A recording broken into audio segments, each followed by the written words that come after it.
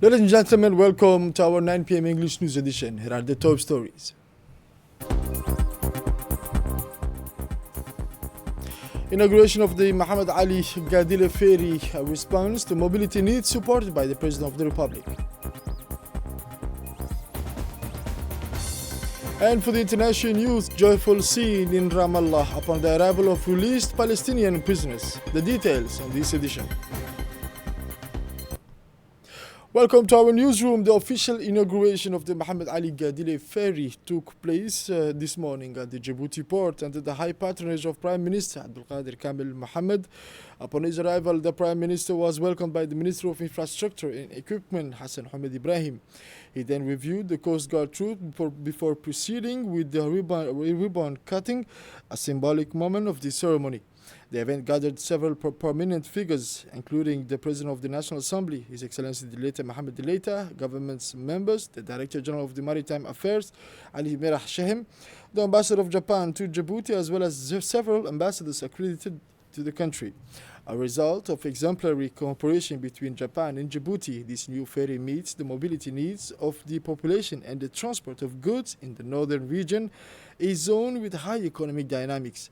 Its special feature lies in its ability to navigate even during the Khamsin season, ensuring continuous maritime service regardless of weather conditions.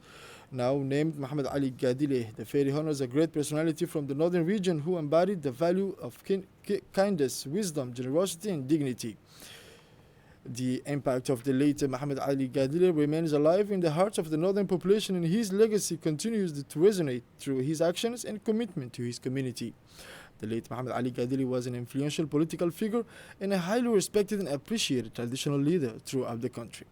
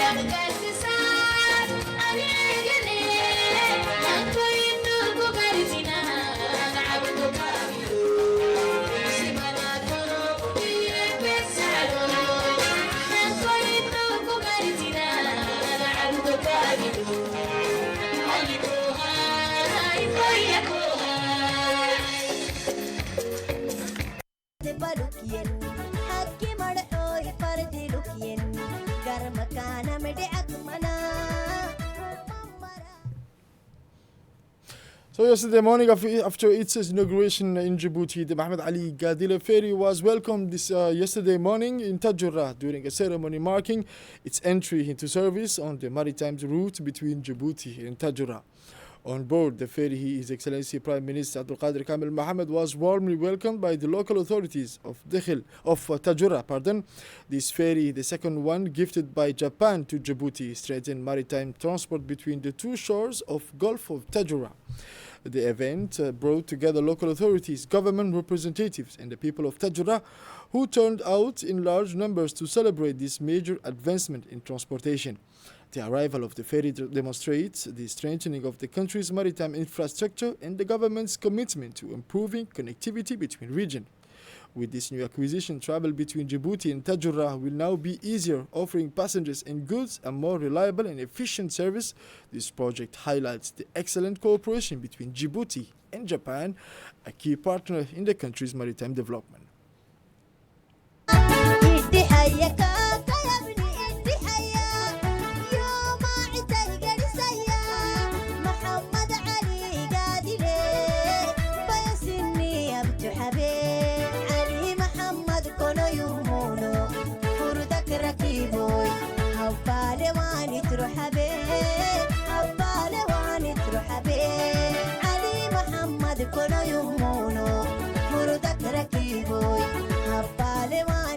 حبيب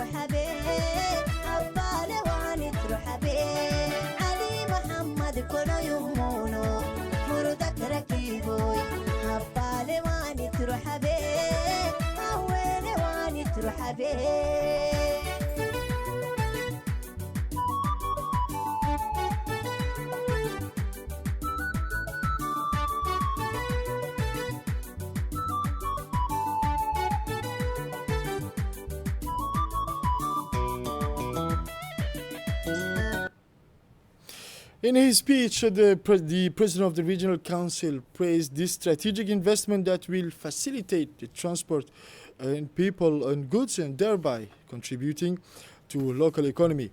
During this symbolic ceremony, the representative of the Sultan emphasized the importance of the Muhammad Ali Gadile ferry in regional development and the strengthening of maritime exchanges. He expressed his gratitude to all individuals and institutions that contributed to the realization of this significant project, highlighting their commitment to the progress of Tajurrah in the entire country.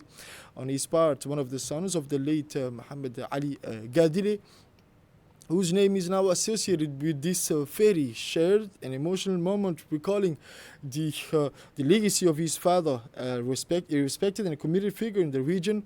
He spoke of the values of his father, embodied his unwavering dedication to the development of the northern region.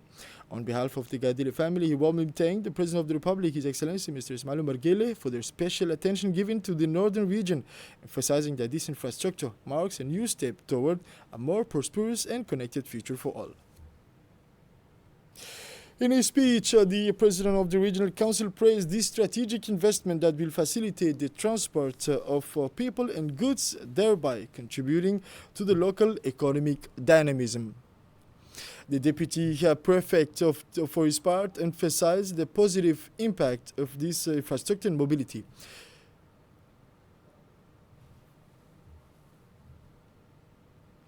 Japan's support through JICA was pivotal in the realization of this significant project. In his speech, the JICA representative highlighted the importance of this cooperation for the development of infrastructure in the Republic of Djibouti. This moment is an opportunity to review the first recovered letters. It is about giving value to this occasion by paving the way for new innovations. The Ministry, in collaboration with other stakeholders, is relaunching congratulations for establishing a solid structure and the necessary equipment. This ceremony marks a significant achievement. It's a recognition. This project was initiated in 2009, and I'm impressed by the progress made. It serves as a link between the capital and the region for about 15 years. I would like to express my appreciation for this. Most maritime authorities are also involved in this project to ensure continuous services for our clients. We must better structure this initiative to enhance its efficiency. The Gulf of Tajara represents a major asset for Djibouti, both economically and strategically. It offers numerous advantages, including strategic port access, research opportunities, and significant tourism potential. To better capitalize on these assets, we financed the construction of the first ferry in 2009 to facilitate crossings. Today, we have the privilege of witnessing the launch of a new ferry, made possible with support from Japan. Previously, travel between the south and north of the country was only possible by land or via small refrigerated boats crossing the Gulf of Tajara. The contribution of various partners throughout the construction of these two ferries have enabled citizens to access safer, more comfortable, and affordable maritime transport. The new maritime terminal and modernized dock were completed thanks to the expertise of skilled professionals. This new ferry will significantly reduce travel time and ensure reliable navigation. And now the Director of Maritime Affairs emphasized the crucial role of this ferry in improving the safety and smoothness of maritime connections, ensuring a reliable and accessible service for users. Le 22 octobre 2009, sous ce même ciel, dans cette même ville ancestrale, à cette mosquée, nous nous réunissions pour célébrer le voyage inaugural. Once upon a time, 22 years ago, under a clear sky, in the same ancestral city, we gathered at this mosque to celebrate the inaugural journey of our first ferry, made possible through the cooperation with Japan. Today, more than 15 years later, by the grace of God, we are once again gathered to celebrate the commissioning of a second ferry, also funded by our Japanese friends. With 15 years of experience, this achievement marks the culmination of long years of mobilization and fruitful cooperation between the Republic of Djibouti and the land of the rising sun. I would like to commend the effective management of the various institutions involved in this project. Maritime transport is a key driver of development and an essential pillar of our national economy. Improving transport infrastructure remains a priority as it plays a crucial role in fostering economic growth and regional integration. This new infrastructure is a technological advancement that reflects our commitment to modernizing transportation and supporting economic development in the northern regions. Ladies and gentlemen, today we have every reason to be proud. We have turned a vision into reality by providing a fast, efficient, comfortable, and secure maritime transport service. The new ferry boosts optimal hydrodynamic features, ensuring greater stability and enhanced reliability. It will meet mobility needs throughout the year, putting an end to the isolation that some regions previously faced, especially during the summer months and when rough sea conditions made travel impossible. And now the Minister of Infrastructure and Equipment reminded that the launch of the Mohammed Ali Gadile ferry is part of the government's commitment to strengthen the country's transport infrastructure. A été initié par mon ministère de l'Homme de 2016 et a fait son chemin.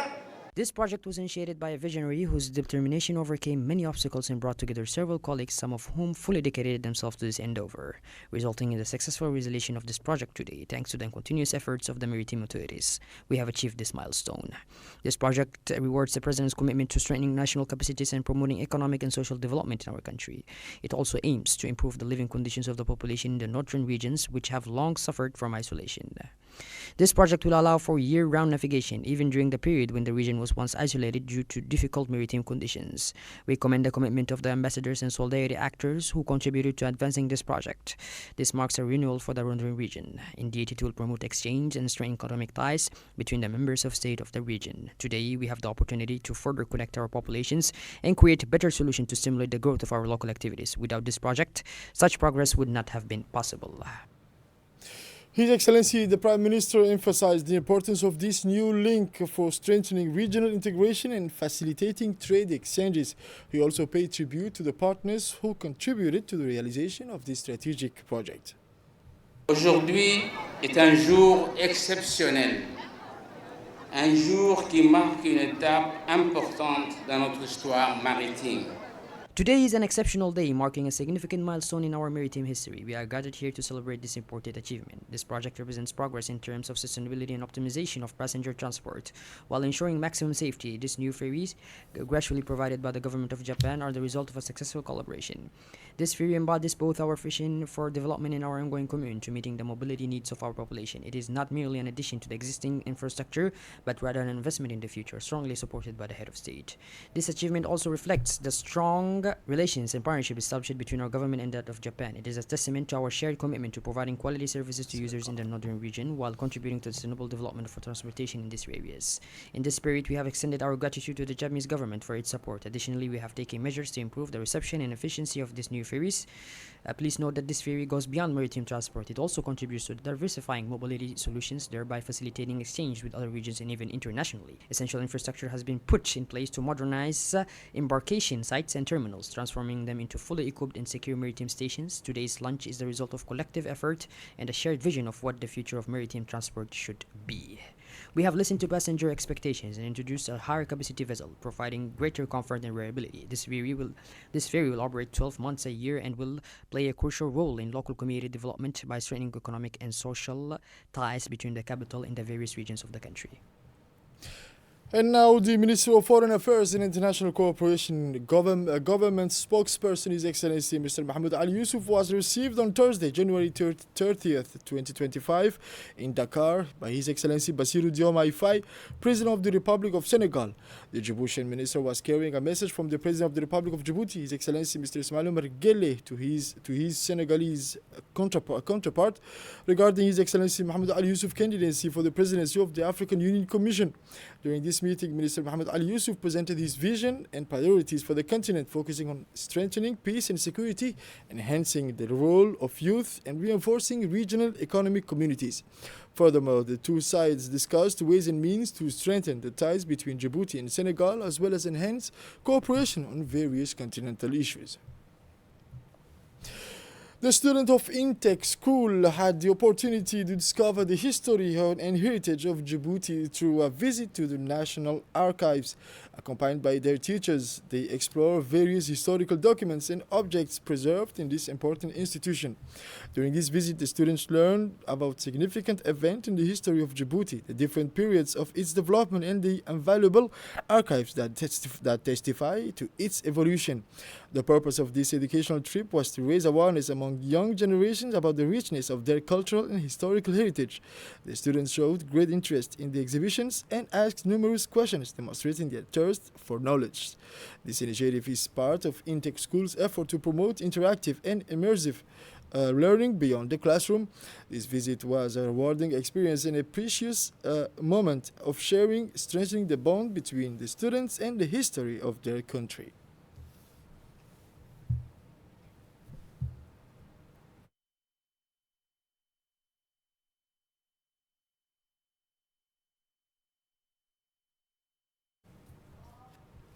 And now for the international news in Ramallah. As I mentioned on the title, in the occupied West Bank, thousands of jubilant Palestinians celebrated the release of Palestinian prisoners by Israel.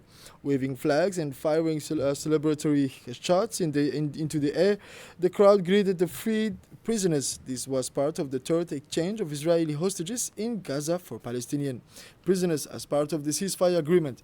A total of 110 Palestinians were released in Thursday, according to both Israeli and Palestinian authorities. According to Amin Shuman, head of the Palestinian Prisoners Affairs Committee in Ramallah, 66 prisoners arrived in the West Bank. 21 were expelled, 14 were transferred to East Jerusalem, and 9 went to Gaza. These prisoners were released in exchange for 3 Israelis. After hours of waiting, the crowd erupted in joy upon seeing the buses arranged by the International Red Cross. This is it for this 9 p.m. English News Edition. Thank you for watching us and stay tuned for more on RTD.